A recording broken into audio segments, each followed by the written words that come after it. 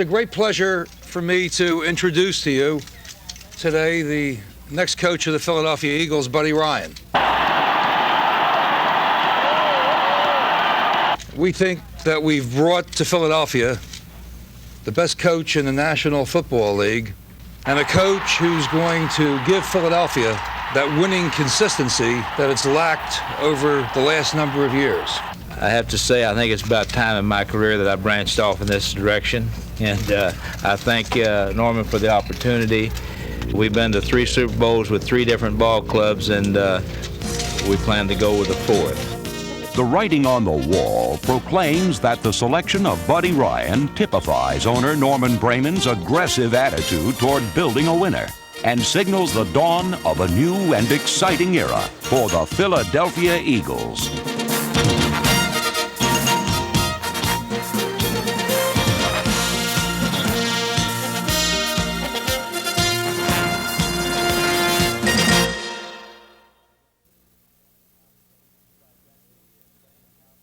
I've got the same house payments, the same bills you got. I've got 2 kids in college that I'm hoping I'll get through in a year or so. I've got 1 kid that graduated from Notre Dame and in the MBA program. He's working on his own now, so I don't have to take care of him. I've got a new dog. It's a golden retriever puppy, about 3 months old. That's the reason my hands are scratched up. Well, he's a no-nonsense kind of a coach. He's not wishy-washy at all. He tells it like it is. Hey, what the hell happened on that nickel that Gary let him catch that f***ing ball in there? Might light some fires under some butts, but he gets people to do what he wants them to do. I think that's a credit to him. Initially, people learned to hate Buddy Ryan.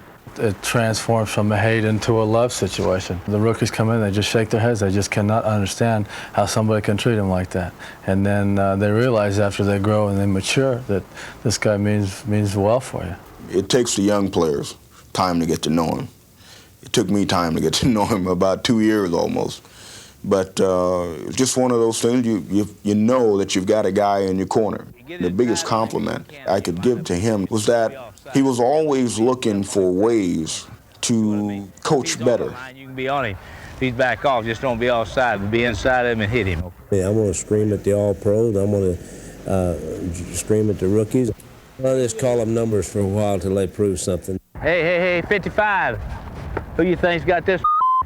Buddy Ryan's paint-by-numbers approach has created defensive units that are acknowledged masterpieces. His style of coaching is unique and should enable the Eagles to embark on a most promising journey. Long way to go, but we got better. Ryan can build upon the solid foundation provided by Norman Brayman and Vice President General Manager Harry Gamble, as well as a coaching staff that Buddy says ranks among the best in the business. We got Dale Hop here, who's the best defensive line coach in the National Football League. He coached defensive line for me for 8 years in Chicago, and you think that ain't a big plus. Jeff Fisher played for me, both strong safety, weak safety, nickelback, and he helped me coach this year in Chicago. Wade Phillips was one of the great young defensive coaches in the league, and I was so surprised that we were able to get him. So what technique do we play on number 2? He is the back of the end zone. You're on the 10-yard line. We got Ted Plum to head up the offense, and we have Doug Scoville, who I think is the best quarterback coach around. Dave Atkins coached the offensive backs, and I watched him work on the field when I was out in San Diego. He had those backs hitting so hard against those linebackers that I had to turn away, and I was supposed to be a tough guy. Ken Iman is entering his 11th year as offensive line coach, while Dan Neal, who played 9 seasons with the Bears, will oversee the special teams. Ryan characterizes all his assistants as teachers and requires his players to be fast learners. The players are going to come in, they're going to realize that Buddy Ryan is not going to spend a lot of time with them on the chalkboard. Buddy's going to show it to them once, and he's going to expect them to know it. It's that kind of situation that forces you to learn something. One thing that I admire about coaching this staff is that they didn't take their time about giving us the defenses. They wanted us to know it within 24 hours. And I think that helped us out a lot. Reggie White certainly helped the Eagles' defense out a lot when he arrived in the 4th week of 1985. He wasted no time making his presence felt and went on to tie for the team lead in sacks with 13.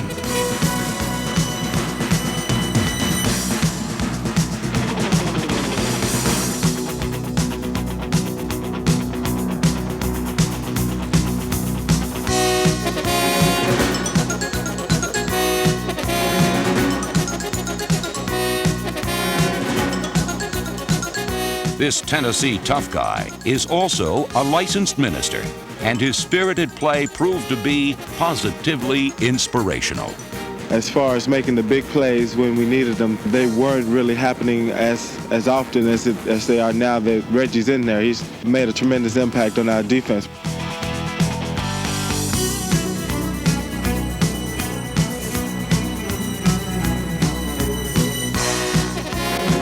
He's strong, very strong. I've seen him just run over the offensive lineman, and that's exactly what we needed on the defensive line, someone that's strong and can come in and hold his own against anyone in the league.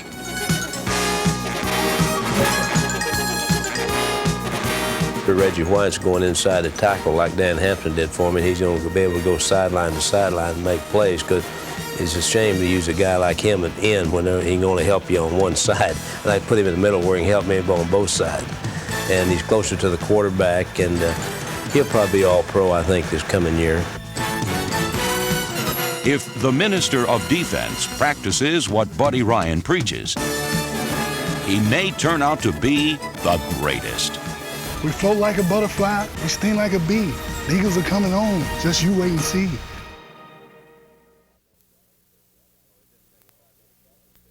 Oh, it doesn't take a Phi Beta Kappa to figure that out, that you're better off doing it Buddy's way. We have attacking defense everywhere I've been. We had a ball control defense, and that's the way we're going to play it here. We're going to take that ball away from them. We're going to get it for our offense inside the 50-yard line, and they're going to score. We're going to be one of the best defenses in pro football time it's all over with next year. Buddy Ryan's defense is identified by a single number, the 46. But it's best described by a multitude of names: aggressive and attacking, opportunistic and overwhelming.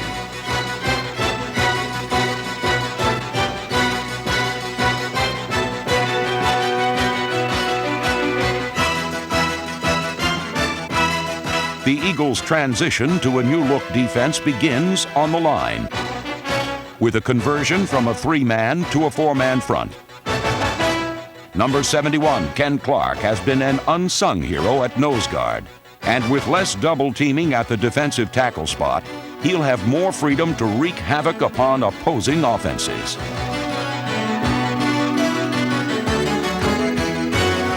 Number 94, Byron Darby, along with number 93, Tom Struthers, will compete for one defensive end position. A mainstay on the other end is Greg Brown, number 98. Last season, this former construction worker proved to be a specialist at demolishing quarterbacks, as he led the team in sacks for the second straight year. In 1985, the defensive line accounted for 40 of the team's 53 sacks. But it is the run defense which needs improvement, and installing the 46 should work wonders. I mean, we use about 13 different fronts of ball game, and that means our players have got to be smart enough to learn how to play 13 different fronts. And when you give people that kind of mixture, those offenses can't come off the ball 100 miles an hour, so they're not going to be able to run the ball against Philadelphia Eagles. A focal point of the 46 is the middle linebacker. And number 55, Mike Reichenbach, is expected to step into one of the most complicated and demanding positions in the Buddy system.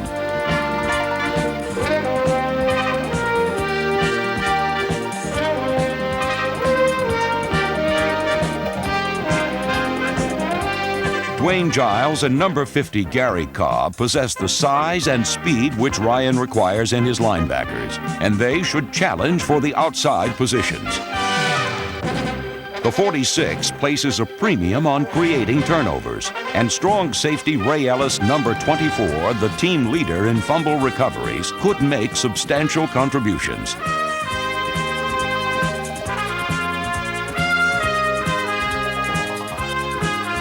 Ellis also tallied 4 interceptions last season, while Roynell Young, number 43, led the Eagles in passes defensed. Young and Elbert Fowles are expected to start at cornerback. The supporting cast in the defensive backfield also includes Andre Waters, Brenard Wilson, and Evan Cooper, number 21. Herman Edwards, number 46, is a crafty veteran who has that uncanny sense for being at the right place at the right time. Back goes Sims. He is looking. His arm is hit as he fires the football. It's intercepted. And in for a touchdown goes Herman Edwards. Herman Edwards intercepts the Flambler as it goes into the air. It is exciting here, folks. Stan, we've got to get Stan off the ceiling. In 1985, one of the fiercest and most feared players in the game was free safety Wes Hopkins. He patrolled the football field as if it were a battlefield, and by season's end, this consensus All-Pro left little doubt why he was known as an impact player.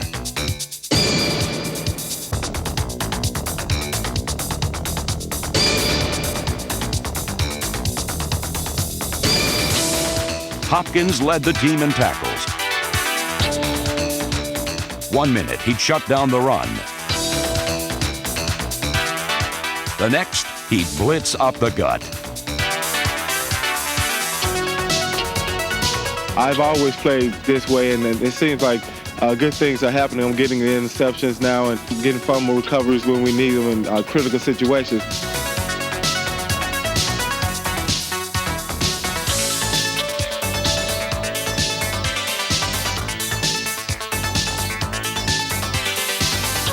The strength of Hopkins' game is his intuition for making the right play. He notched a career-high 6 interceptions. And against the Bills, he exhibited some moves which were as devastating as his hits. Eagles with 7 defensive backs. Bills with 3 wide receivers, however, no shotgun. Back goes Ferragamo. He is looking, has time, fires the football, intercepted by Hopkins. It was 24 yards to the end zone, and I distinctly thought about it the week before. I got an interception and ran directly into one of the offensive receivers, and they tackled me, and the guys made fun of me. So I said, well, I got to show them I can run the ball at least a little bit. He's in for a touchdown. Wes Hopkins. In 1985, Wes Hopkins was the league's most dominant free safety and made his first trip to the Pro Bowl, a journey that wide receiver Mike Quick has now taken for 3 consecutive seasons. Once again, Quick turned the league upside down with a club record 73 catches for over 1,200 yards. This speedster doesn't just stretch a defense, he snaps it.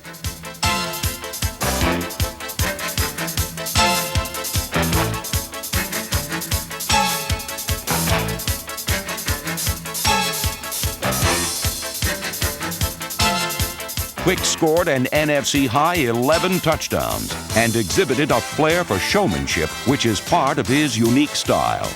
My style. Smooth operator.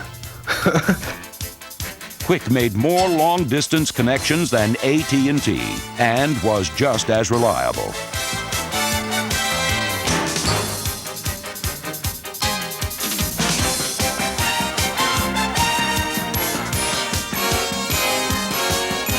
Concentration makes all the difference in the world. When you can blot out all the things around you and just concentrate on that one thing, that football, and making the catch, that makes all the difference in a good receiver. He just can do anything he sets his mind to do. He has great speed, great quickness, reads coverage as well. He's intelligent. If he stays healthy, he'll go down as maybe the best of all time. He's that good. We've had to defend against Mike Quick when I was in Chicago, so we know his abilities. He's a superstar. What we have to do is get the ball to him downfield more.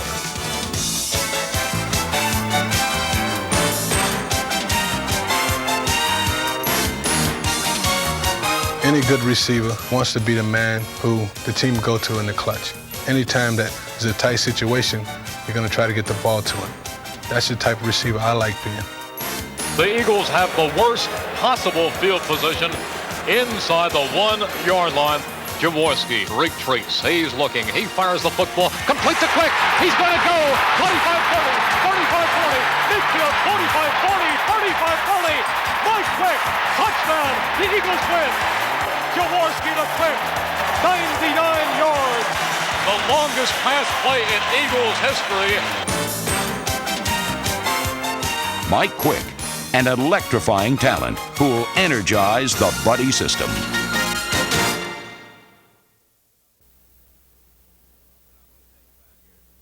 We're not going to take 5 years to go to playoffs, I hope, because I can't wait that long. I mean, I'd like to think that we'll get to moving and that we'll be a contender and maybe be in it in a year or so. We're going to go into every game thinking we're trying to score 40 points and trying to shut them out. We're going to use movement. We're going to use a lot of formations. We're going to protect the passer. That's the way we'll approach our offensive philosophy. At the heart of any offensive philosophy is the quarterback. And in 1986, Ron Jaworski will fuel the competitive fires which Buddy Ryan has set ablaze. Last season, Jaworski bounced back from a serious leg injury and earned Player of the Month honors for October when he led the Eagles to 3 straight victories.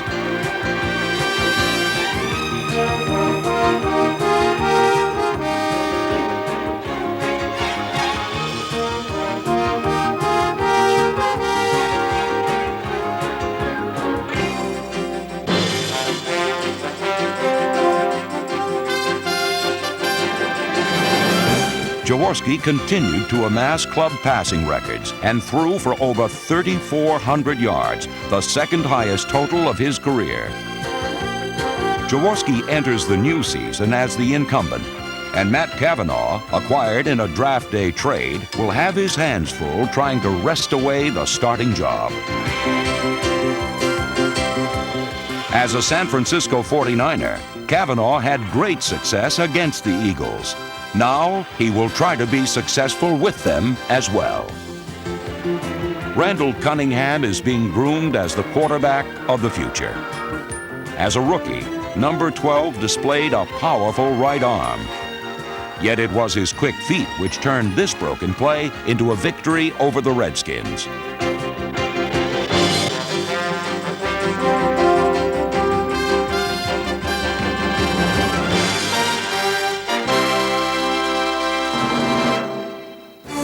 Against the Cowboys, receiver Kenny Jackson's Herculean efforts led to the upset of the eventual NFC East champions.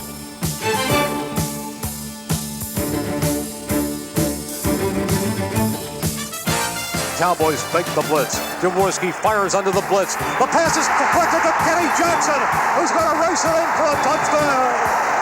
Kenny Jackson having his best day.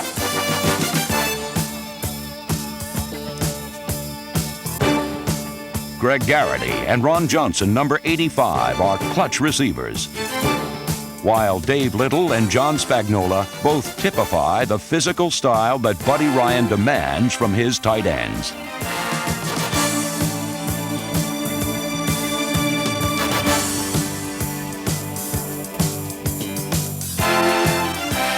Spagnola caught 64 passes last season, but number 88 will be expected to block opponents with the same toughness he exhibited in running over them.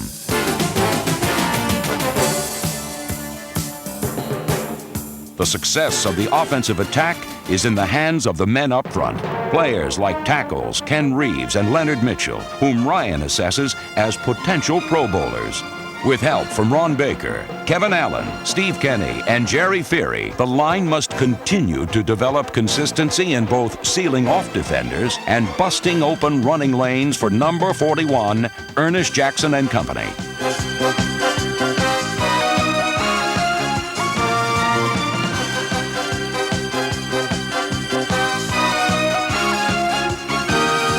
Jackson was the Eagles' leading rusher in 1985. And in the season's final week, he galloped 59 yards to push him over the 1,000-yard mark, becoming only the third player in team history to break that barrier.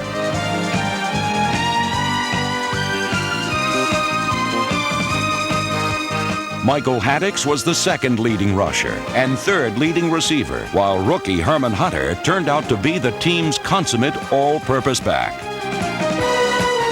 The 11th round draft choice ripped off a 74-yard scoring run, the Eagles' longest of the season, against a stingy Dallas defense. He latched on to 28 passes and proved to be adept at launching them too.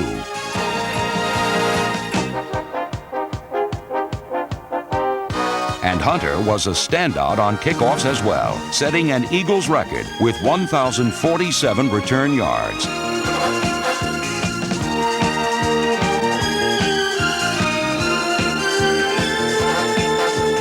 On special teams, Mike Horan averaged over 41 yards a punt and could rely on solid coverage downfield provided by Major Everett, Rich Cranack, and Andre Waters. When the game is racing down to the wire, the man the Eagles count on most is place kicker Paul McFadden. Slight of build, yet staunch of heart, McFadden's confidence remains as impressive as his powerful right leg. The game's on the line. It's spotted. It's away. It is good. It is good. And Jaworski hugs McFadden with 40 seconds remaining in the game. Oh, McFadden, isn't he something special? Something special. That describes the Eagles' feeling about top draft pick Keith Byers, whom Ryan calls a potential franchise player.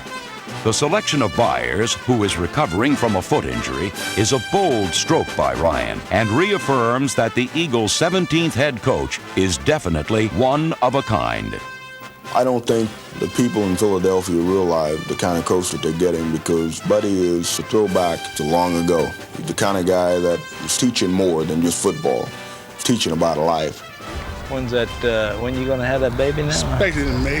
They told me it's around 15 to 16. Some things are a lot more important than football, and that's one of them. So yeah. Don't worry about football, all right? All right. If it bothers you, say. There is great optimism for the 1986 Eagles, generated by a man who excels at motivation and innovation. With Ryan at the helm, the team might be controversial, but they will also be in contention. For Buddy Ryan will rekindle the winning tradition of Philadelphia Eagles football. As fast as our kids can learn, then that's when we'll be dominant. It's more of a mental thing than it is a physical thing. When you put it all together, it's going to be something great.